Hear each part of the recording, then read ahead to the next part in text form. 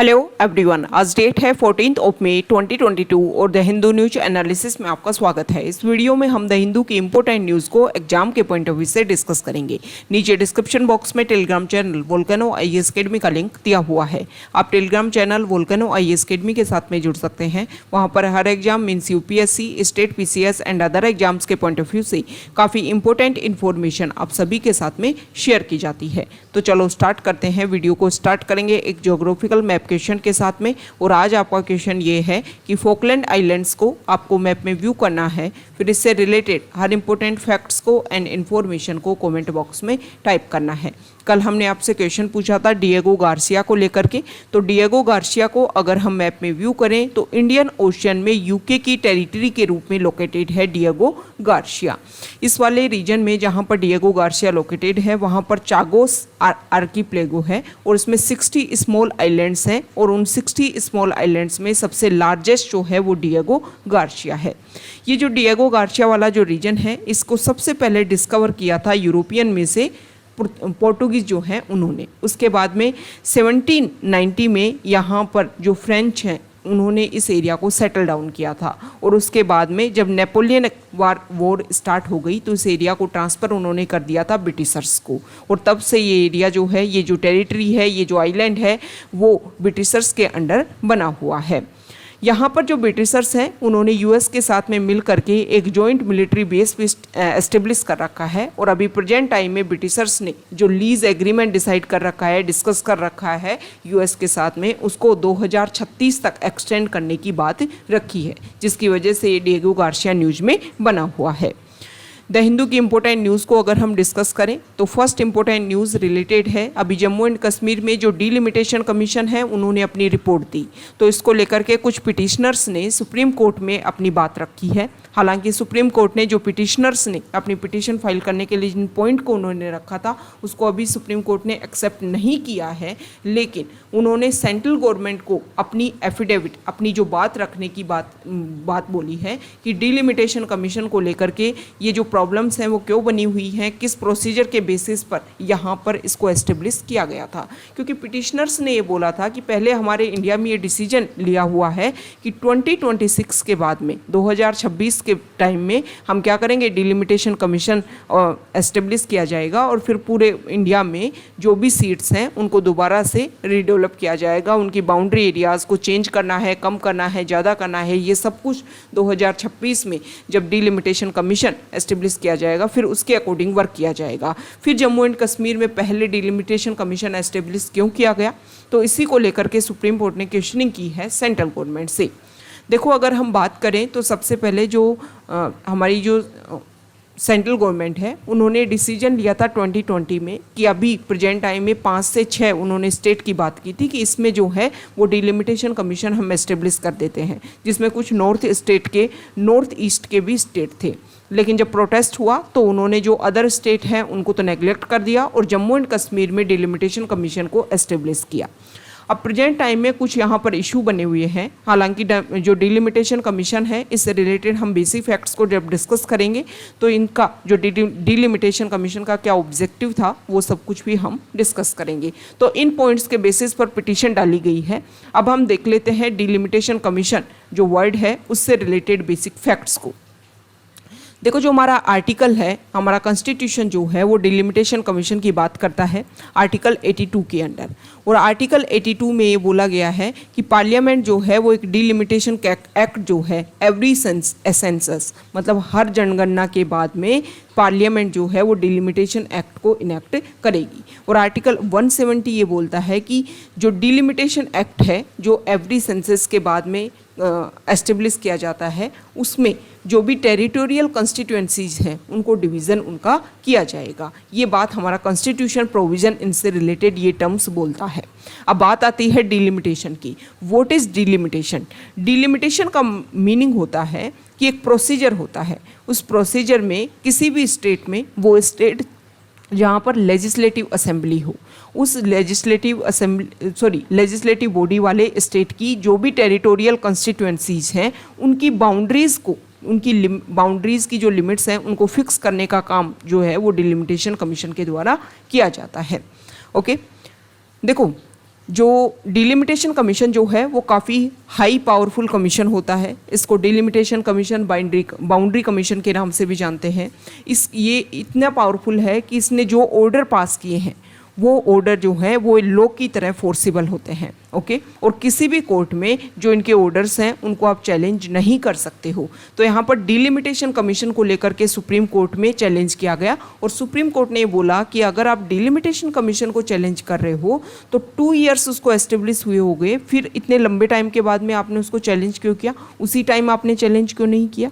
Okay, तो यहाँ पर ये डिलिमिटेशन कमीशन से रिलेटेड बेसिक फैक्ट्स। अब हम अदर फैक्ट्स की बात कर लेते हैं कि ये जो एस्टेब्लिश हुआ था delimitation commission Jammu and Kashmir को लेकर के, उसमें कौन कौन तो मेंबर थे और क्या क्या उन्होंने बेसिक प्रोविज़न को रखा है।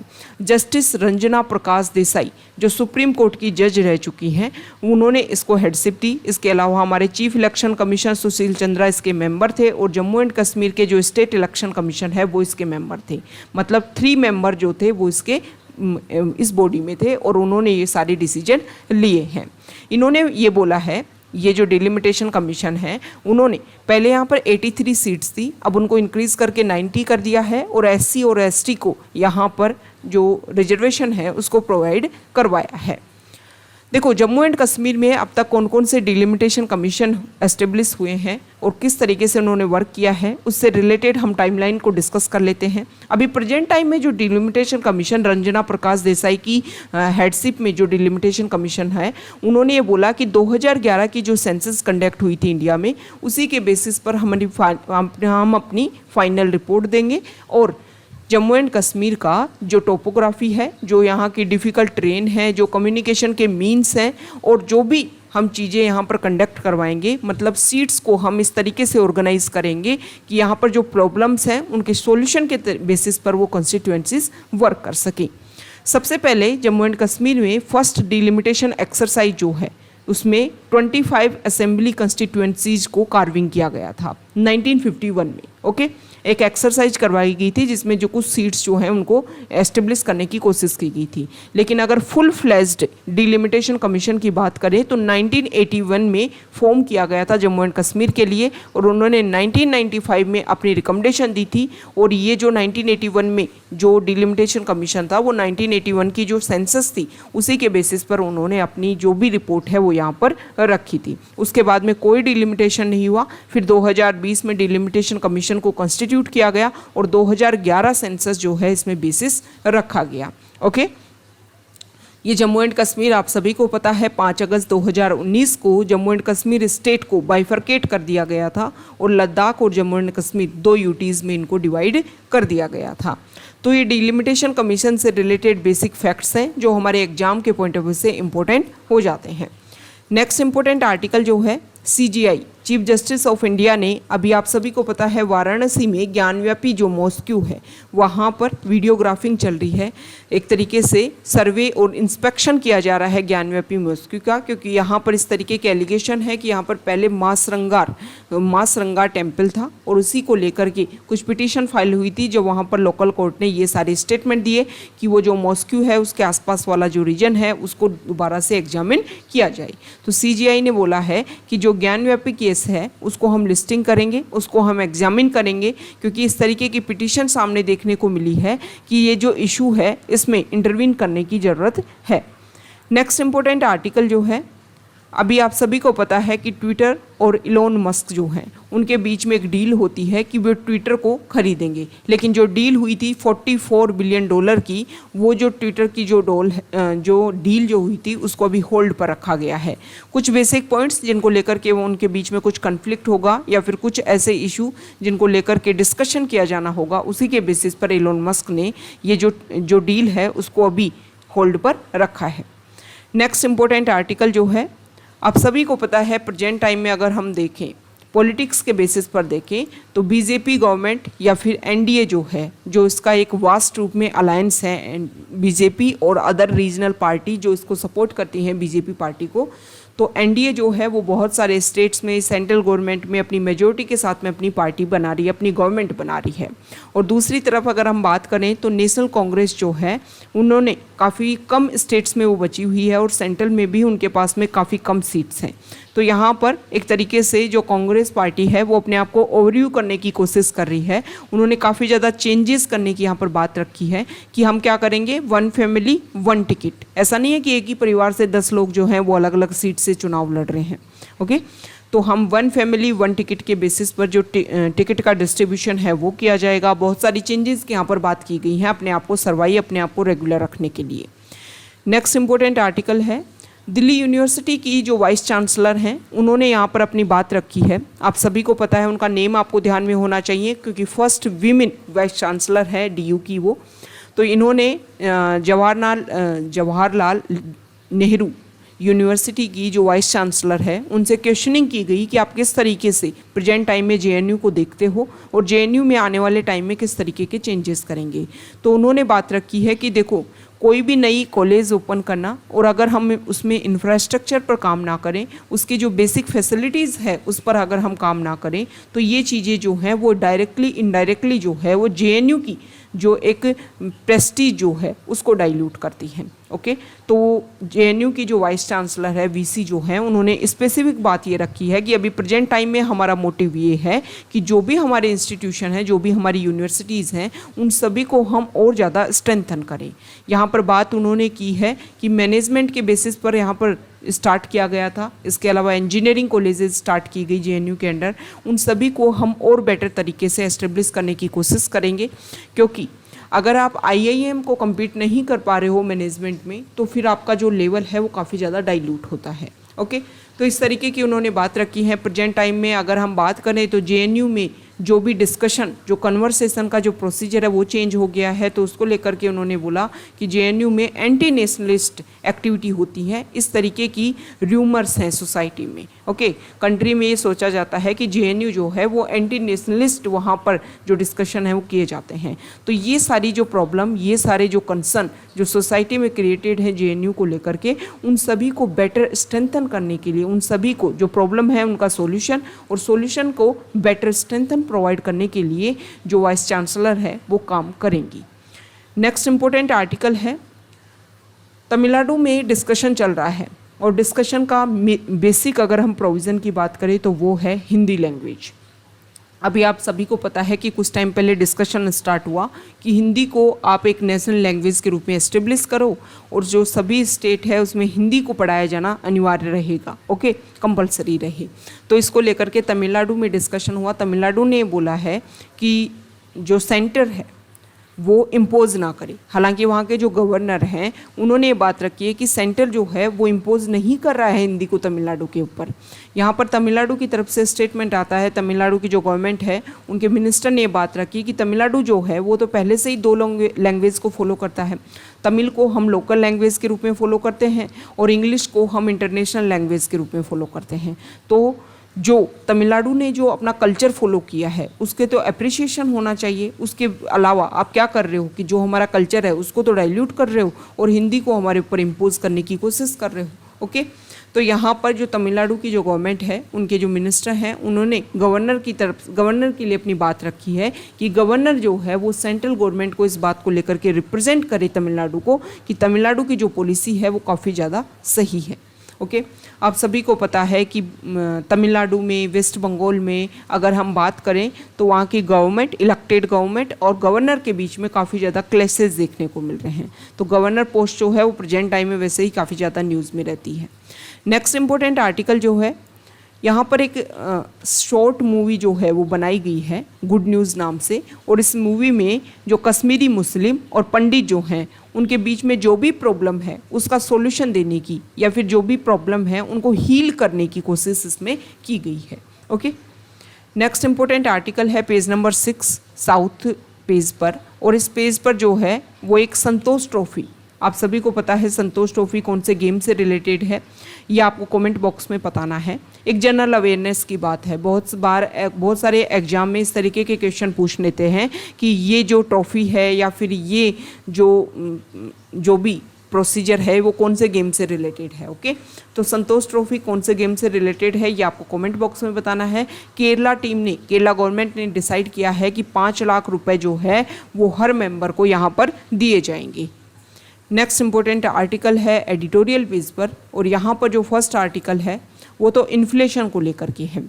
इस आर्टिकल में ये बताया गया है कि भारतीय जनता पार्टी बीजेपी ने जब गवर्नमेंट हासिल की थी, अभी प्रेजेंट टाइम में 8 साल उनको लगभग कंप्लीट हो गए हैं, और 2014 में जब उन्होंने गवर्नमेंट हासिल की थी उस टाइम भी इन्फ्लेशन काफ़ी ज़्यादा हाई लेवल पर थी। उसके बाद में बीजेपी ने अपने आप को एस्टेब्लिश करने में जो मेन प्रोविज़न है वो इन्फ्लेशन को लेकर के ही रखा था कि महंगाई को जो है वो क्या किया जाएगा, कंट्रोल किया जाएगा। लेकिन यहाँ पर प्रेजेंट टाइम में जो इन्फ्लेशन है वो दोबारा से इंक्रीज़ हो रही है। हालांकि आप सभी को पता है, अगर हम डिस्कस करें तो प्रेजेंट टाइम में जो सर्कमस्टेंसेज हैं वो काफ़ी ज़्यादा अलग हैं। कोविड-19 पेंडेमिक, उसके बाद में क्रूड ऑयल के हाई प्राइजेज, और फिर उसके बाद में रशिया यूक्रेन वॉर, इन सभी की वजह से जो प्रॉब्लम है वो काफ़ी ज़्यादा इंक्रीज़ हुई है। अब बात आ गई इन्फ्लेशन की। दूसरी बात आती है कि अगर हम प्रेजेंट टाइम में देखें तो अदर एरियाज़ में, ग्रेन्स में बात करें तो ग्रेन्स का मेजर रीजन ये है कि रशिया और यूक्रेन से जो पूरे वर्ल्ड में जो भी ट्रांसफ़र होता था, ट्रांसपोर्ट हो पाता था, ट्रेड हो पाता था, उसके ऊपर रिस्ट्रिक्शंस लग गई हैं। और रिस्ट्रिक्शंस लगने की वजह से इंडिया जो है वो ग्रेन प्रोवाइड कर रहा है वर्ल्ड लेवल पर, जिसकी वजह से इंडिया में जो ग्रेन के प्राइजेज़ हैं वो काफ़ी ज़्यादा इंक्रीज़ हो गए हैं। सेकेंड बात आती है ऑयल की, एडिबल ऑयल की। एडिबल ऑयल की भी अगर हम बात करें तो सनफ्लावर ऑयल का मैक्सिमम प्रोड्यूसर है यूक्रेन कंट्री, और प्रेजेंट टाइम में अगर हम बात करें तो इंडोनेशिया ने भी अपने यहाँ पर जो पाम ऑयल है उसका एक्सपोर्ट करना बंद कर दिया है, क्योंकि वहाँ पर भी उसकी अवेलेबिलिटी काफ़ी कम है। तो एडिबल ऑयल के प्राइजेज़ जो हैं वो भी काफ़ी ज़्यादा हाइक देखने को मिल रहे हैं। तो यहाँ पर इन्फ्लेशन की बात की गई है कि किस तरीके से उसको सॉल्व किया जा सकता है। तो गवर्नमेंट क्या कर सकती है, जो फ्यूल टैक्सेज है उनको लिटिल बिट उनको कट कर सकती है, जिससे हम कुछ टाइम के लिए जो इन्फ्लेशन है, जो प्रेजेंट टाइम में काफ़ी ज़्यादा इशू है, उसको हम सोल्व करें, और फिर जो मैक्रो इकोनॉमिक स्टेबिलिटी जो है उसको इंश्योर कर पाएँ। नेक्स्ट इंपॉर्टेंट आर्टिकल, अभी हमने कल डिस्कस किया था कि हमारे जो प्राइम मिनिस्टर हैं उन्होंने कोविड-19 पेंडेमिक की जो मीटिंग चल रही है, कोविड-19 ग्लोबली कोविड-19 समिट जो चल रही थी, उसमें इंडिया ने फिर से अपनी बात रखी है कि WHO वर्ल्ड हेल्थ ऑर्गेनाइजेशन में रिफॉर्म्स की ज़रूरत है। ये थर्ड टाइम अगर आप देखो, या फिर मैनी टाइम्स हमारे इंडिया की तरफ से ऐसे स्टेटमेंट देखने को मिला है, वर्ल्ड लेवल पर भी इस तरीके के स्टेटमेंट देखने को मिले, क्योंकि आप सभी को पता है कि कोविड के टाइम में जिस तरीके से WHO ने अपना रिएक्शन दिया था, उन सब की वजह से लगता है कि इसमें क्या होना चाहिए, इसमें होना चाहिए चेंजेस। पहली अगर हम बात करें तो चाइना में वुहान में ओपनिंग होती है, आउटब्रेक होता है कोविड का।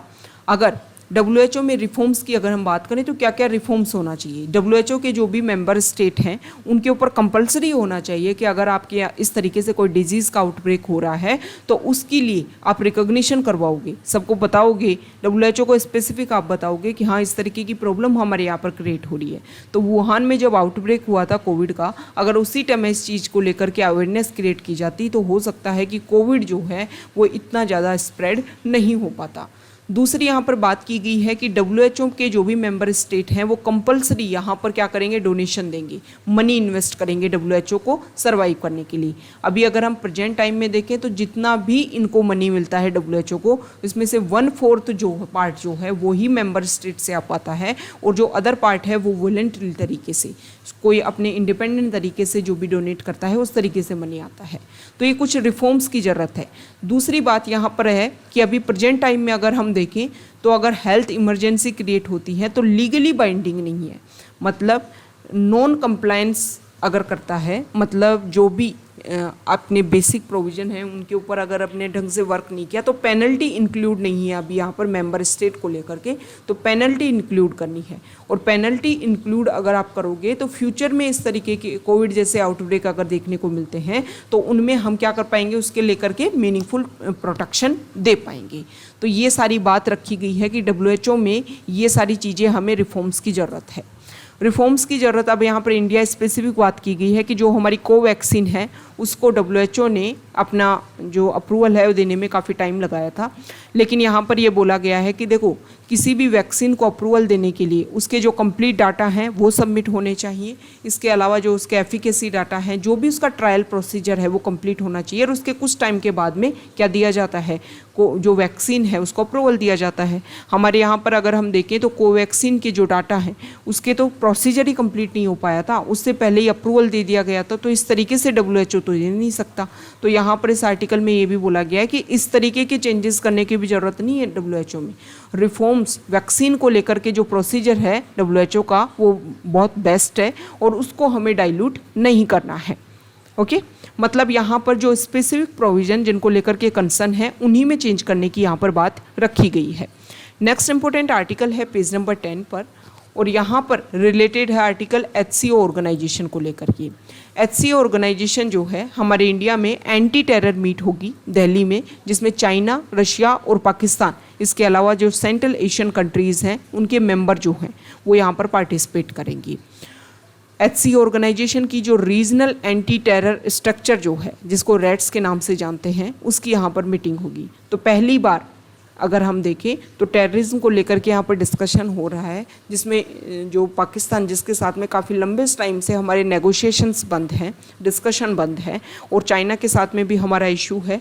और दूसरी अगर हम बात करें तो रशिया ने यूक्रेन पर अटैक कर रखा है। तो उन सभी कंट्रीज़ जिनको लेकर के कोई ना कोई इंडिया को पर्सनल लेवल पर कन्फ्लिक्ट है या फिर इंटरनेशनल लेवल पर कन्फ्लिक्ट है, उनको लेकर के यहाँ पर डिस्कशन होगा टेररिज्म को लेकर के।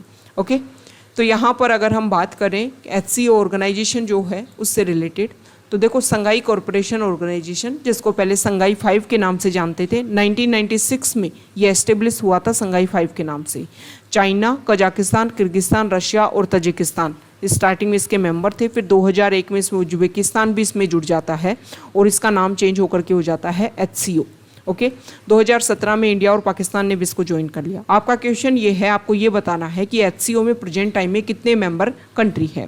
इसकी 2 परमानेंट बॉडी है, एक तो इसका हेडक्वार्टर बीजिंग चाइना में है, सेक्रेटरीट जो है इसका, और दूसरी है इसकी रेड्स कमेटी, ओके, जो एंटी टेररिज्म एक्टिविटी के लिए काम करती है, और ताशकंद उज्बेकिस्तान में इसका हेडक्वार्टर है।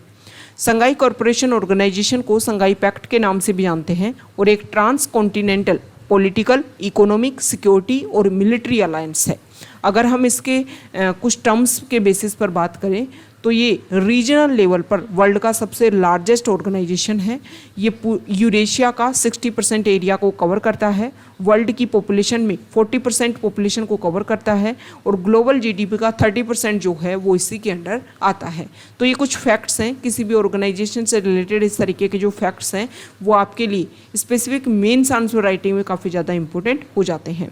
यहाँ पर जो अमरनाथ यात्रा, जो कोविड के बाद में काफ़ी लंबे टाइम के बाद में इसको दोबारा से स्टार्ट किया जा रहा है, तो यहाँ पर अमरनाथ यात्रा में जो भी पिलग्रिम्स आ रहे हैं उनको RFID रेडियो फ्रीक्वेंसी टेक्नोलॉजी जो है उसके थ्रू उनको ट्रैक किया जाएगा, ताकि कोई भी इशू जो है वो यहाँ पर देखने को ना मिल सके। यहाँ पर जो है हमारे प्राइम मिनिस्टर, आप सभी को पता है, नेपाल की विजिट पर जाएंगे, और विजिट में जो है स्पेसिफिक बुद्ध पूर्णिमा, जिसको वैशाख पूर्णिमा जो है वो गौतम बुद्ध की लाइफ से रिलेटेड काफ़ी ज़्यादा इम्पोर्टेंट रही बुद्ध पूर्णिमा जो है। और अगर हम देखें तो प्रेजेंट टाइम में बुद्धिस्ट रिलीजन के जो भी फॉलोअर्स हैं वो बुद्ध पूर्णिमा को काफ़ी ज़्यादा महत्व इम्पोर्टेंस देते हैं। तो उस टाइम हमारे इंडिया के जो प्राइम मिनिस्टर हैं वो नेपाल की विजिट पर जाएंगे। स्पेसिफिक पॉइंट ये हो सकता है कि हमारे जो बुद्धिज़्म रिलीजन मीन्स हमारे एंसेस्ट्रल बेसिस पर जो भी हमारे ट्रेडिशन और कल्चर आपस में मिंगल होती हैं, उन सभी को और ज़्यादा डेवलप करने के लिए विजिट हो सकती है। तो इंडिया, हमारे प्राइम मिनिस्टर जो हैं वो हाइड्रो पावर, कनेक्टिविटी, इन सारे पॉइंट्स के ऊपर भी यहाँ पर डिस्कशन किया जा सकता है। देखो, श्रीलंका को हमारा इंडिया जो है वो फर्टिलाइजर्स प्रोवाइड कराएगा।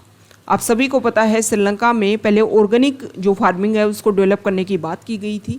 फर्टिलाइजर्स का यूज जो है वो बिल्कुल बंद किया गया, जिसकी वजह से वहाँ पर जो भी प्रोडक्शन है ग्रेन्स का वो काफ़ी कम रहा, और इसी की वजह से वहाँ पर पॉवर्टी और अदर इश्यूज़ देखने को मिल रहे हैं। ओके, तो यहाँ पर श्रीलंका को इंडिया जो है वो फर्टिलाइजर्स प्रोवाइड करवा रहा है, ताकि एग्रीकल्चर सेक्टर में तो कम से कम वहाँ पर डेवलपमेंट देखने को मिले। नेक्स्ट इंपॉर्टेंट आर्टिकल है पेज नंबर 12 पर, और यहाँ पर इसरो जो है वो अपने गगनयान प्रोजेक्ट के लिए जो भी बूस्टर टेस्ट है वो रेगुलेट कर रहा है। What is Gaganyaan? आप सभी को पता है कि गगनयान जो है वो इंडिया का ह्यूमन स्पेस फ्लाइट मिशन है।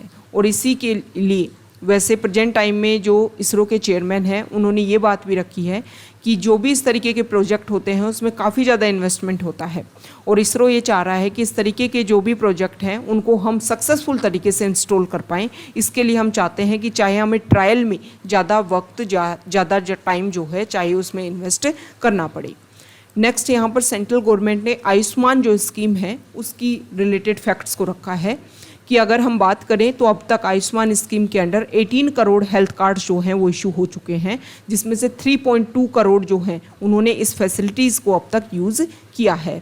नेक्स्ट बात आती है मानसून की, और मानसून जो है वो टाइम से पहले इंडिया में इंसर्ट होएगा। हर साल अगर हम देखें तो लगभग 1 जून को मानसून हमारे इंडिया में केरला का जो कोस्ट है वहाँ पर जाकर के टकराता है, लेकिन अगर हम प्रेजेंट टाइम में देखें तो प्रेजेंट टाइम में जो 4 डेज़ अर्लियर जो है वो मानसून इंडिया में आ जाएगा।